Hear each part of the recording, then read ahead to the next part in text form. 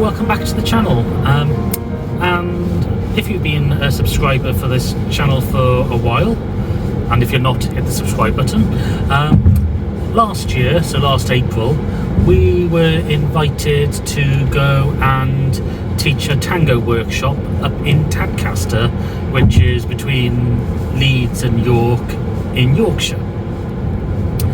At the time we had an MG ZS EV, a 2019 model with a 44 kilowatt hour battery. Fast forward to April 2024, we've now got a Tesla Model 3 long range, also from 2019. And we're being invited back up to Tadcast again. So what I thought I'd do in this video is do a comparison between those two journeys. So in that previous journey we logged how many stops we had to make and how much the overall journey costs. So as you can see, at the moment we're in a really nice grey and cloudy Wales, and we're just passing Port Talbot. And obviously being a Tesla, the window wipers are usually working on the auto settings. We haven't had to play around with the manual settings to get them working because they do have a problem with that. However, what this video is likely to turn into is just an advert for Tesla over other car brands. Well, that's what I'm expecting it to be anyway. Because if you've watched things like Electrified or Fully Charge or Car Wow or Auto Trader and all these sort of things, they've been making a lot of fuss about the DYB's cars, so the Seal, which is a direct competitor to the Model 3, and saying how good it is. But the thing that gives the Tesla the advantage over all the other cars is the Tesla's charging network, and until other car companies start making that an offer in the same value, the Tesla sort of automatically wins out. So if you're going back to last video, it's going to be a bit different. This time we're setting up from Swansea, and the journey we're making is a little bit different. So the plan is we are driving from Swansea to Caerphilly, where we're going to be teaching a couple of wedding dances, and then after that we're going to drive along the M4 up the M5 to Cheltenham, where we need to drop in some posters for our tango festival in August to one of the teachers, so they can put them out in their events, which are happening tomorrow. We're then going to drive to Solihull, where we're staying overnight in a travel lodge, and then tomorrow morning we're driving up to Pontefract, and then on to Tadcast on Saturday. So from Swansea to Tadcast, according to the Tesla mapping system, is 277 miles. When we did it in the MG last year, we started off in Cardiff. We were on a Friday that day. We charged Cardiff Gate and then drove up to Tadcast directly. We had to stop on the M42 and somewhere near Sheffield to charge as well. And overall it took us about 7 hours, might have been even more. We set off at about 11 o'clock and we didn't get there until past 6. Part of that was due to traffic, and part of that just because of the time due to charging. And this is another reason why I want to make this video, is because if you watch big fans of EVs, sort of like Dave Takes It On, RSEV, EVM, all these YouTube channels, which I do watch as well, and they are fairly interesting. They will talk about how electric vehicle is perfect because you can do get on mileage, and you have to stop to drink or relieve yourself, and therefore it doesn't matter that you have to stop. The problem I have is that we will be stopping. We'll be stopping to teach dance, but we won't be able to charge. We'll be stopping to drop off these leaflets, but we won't be charging. So when you have an EV, suddenly how you charge defines your journey, not the other way around, which is a pity. And therefore you're not getting the same sort of quality and experience that you want to. And often you get people saying, well, it's better than a diesel because you only have to stop for 20 minutes. That's still about 6 times longer than you would stop in a diesel car.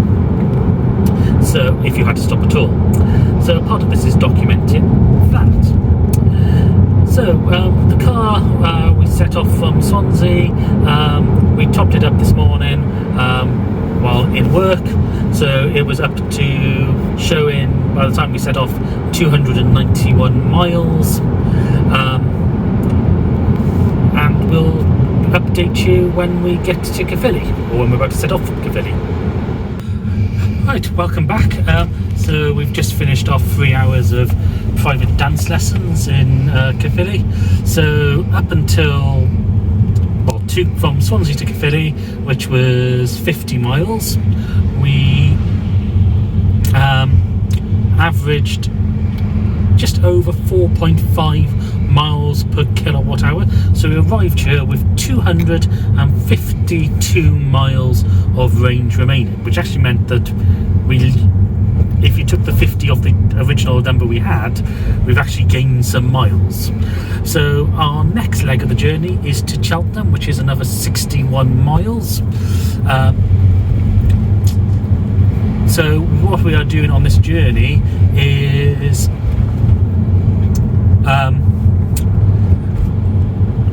keeping to the speed limits on the motorways as well, keeping above 60-65 miles an hour.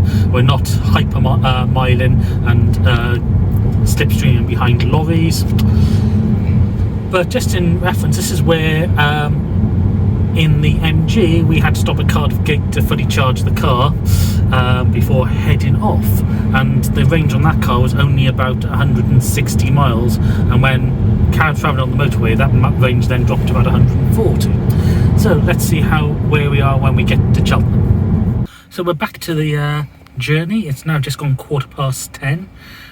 We've done that 63 miles up to Cheltenham, and we've just dropped off our posters for our international, just New Avo Festival, Tango Festival in Wales, which is in August. There's some teachers here.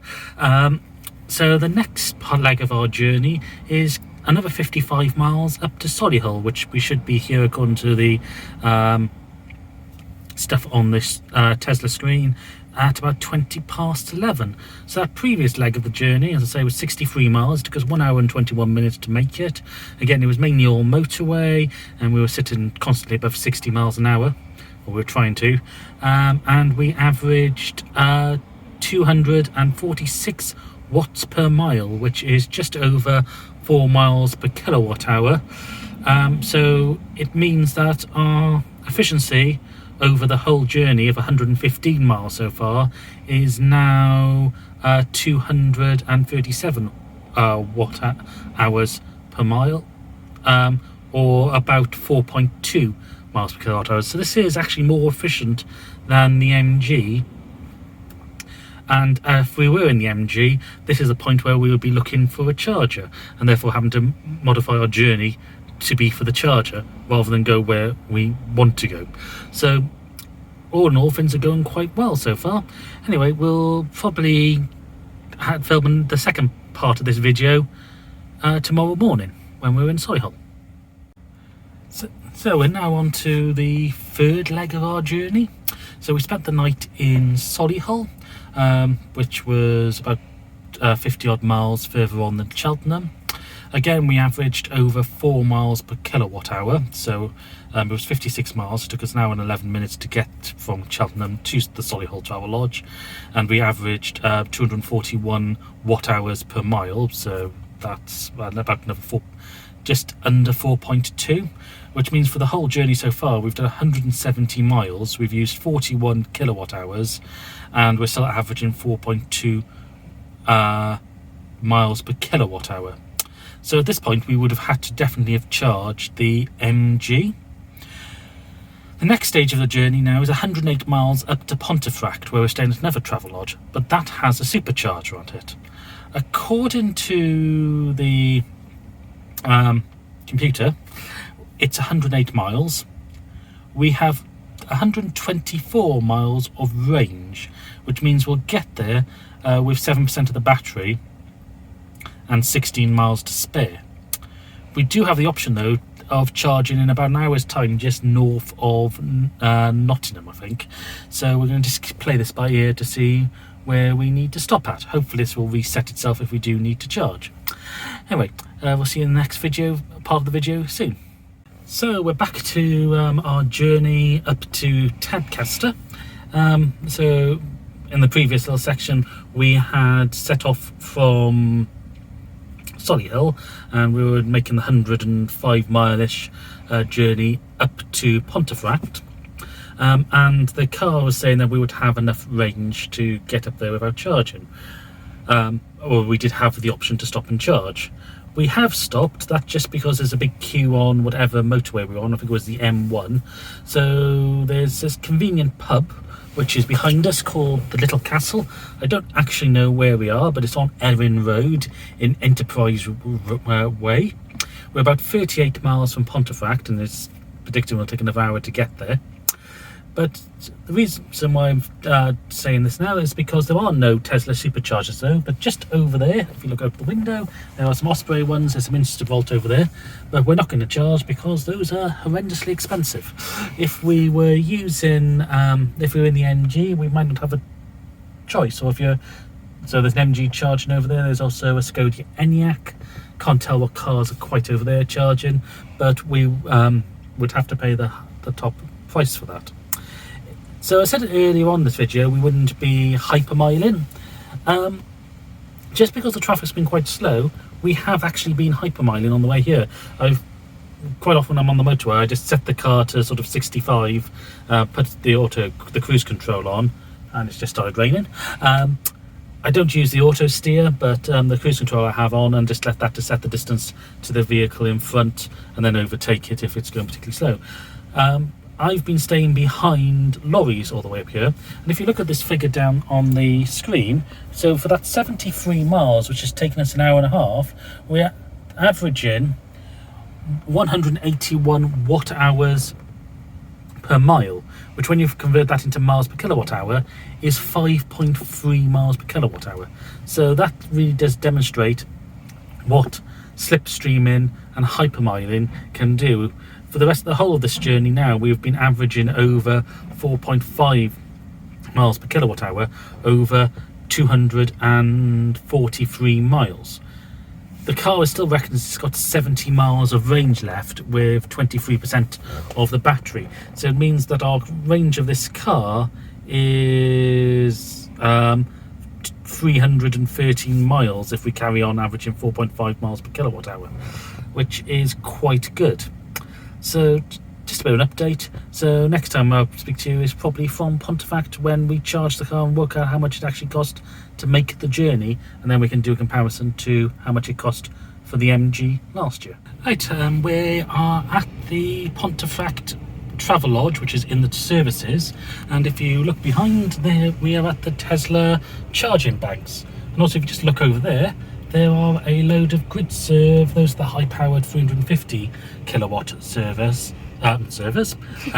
chargers, and over by the actual travel lodge there are another 3 of the lower powered grid serves that we would have used to use. So we'll go into a bit more detail about those later in a different video. But it is nice to see that a year apart there are more chargers available. As last year when we made this journey, we wouldn't have been able to charge as easily because those ones wouldn't have been there. Anyway, back to our journey now. We're filming this on the Saturday morning. We arrived yesterday afternoon just after 3 o'clock. We had about 35 miles of range on the car. For that last 35 or 38 miles from that pub to here, we still averaged over 5 miles per kilowatt hour, which meant that we averaged over 4.5 miles per kilowatt hour for the whole 281 miles up to here. We arrived with over 30 miles left on the display, and we used 61 kilowatt hours.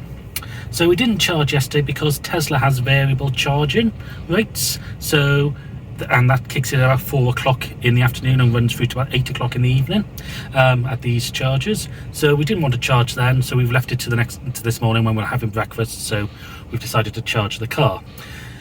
So let's just talk about the price of charging. So this charger is costing us 41p, and if we were to charge up to 100%, it's saying it'll take about an hour for the car to do that.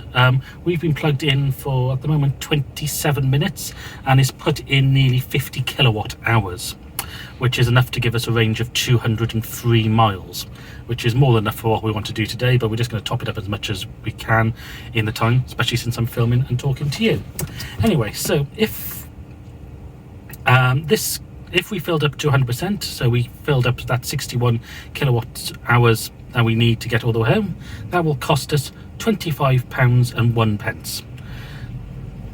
If we're trying to look at that in terms of cost per mile, that's about 9p per mile. However, if we want to use those GridServe ones over there, which are 79p, I believe, there might even be more now. GridServe keep putting up their prices for no other reason than because their competitors are charging more, which I think is against competition standards and probably should be reported to trade-in standards. But if we times that by 61p, that would cost us £48. So this journey would have cost us £48 if we were still using the MG, because we probably would be using the GridServes. If we divide that by the 281, that works out at 17p a mile. So if we look at that from the point of view of diesel, which is coming to about £1.50, and you had a diesel car which did 50 miles to the gallon, which is more than reasonable to assume many of the newer diesel cars do more than that, you are paying more for your electric car for charging from one of those than you would be for diesel. So not a great advert for electric car use there with the current high prices. So this is one of the problems that any government is going to have going forward. If they want to fulfill green credentials and they want to move people away from petrol and diesel vehicles, you're going to have to get GridServe and these companies to cut their prices down to the same level as Tesla. Hopefully with Tesla opening up their V4 chargers, which are open to everybody. These ones are the V3, so they're not open to everybody. That might force people like GridServe to bring down their prices, but who knows. Anyway, so it's been a reasonably good journey. Just comparing to the MG, where we had to stop 3 times and it took 7 hours, it only took us about 6 hours all the way up here, because we didn't have to charge. Admittedly, the traffic was a bit less, but we also had to travel further. So I think that's the big takeaway, that if you have a long range car, and particularly if you have the Tesla, so it's easy to charge and you know your charging stations are going to work, it just makes life a lot easier for you. So I know those who are really advocate of EVs and say that they're easy to live with will probably disagree with some of that, or might agree with it in part. But yeah, if you are looking for an EV, get the longest range possible, and also get the fastest charging EV as well, because that will make your life easier for you. Anyway, thank you for watching this video. We're now off to go and teach some tango and then head back to Wales in a couple of days' time.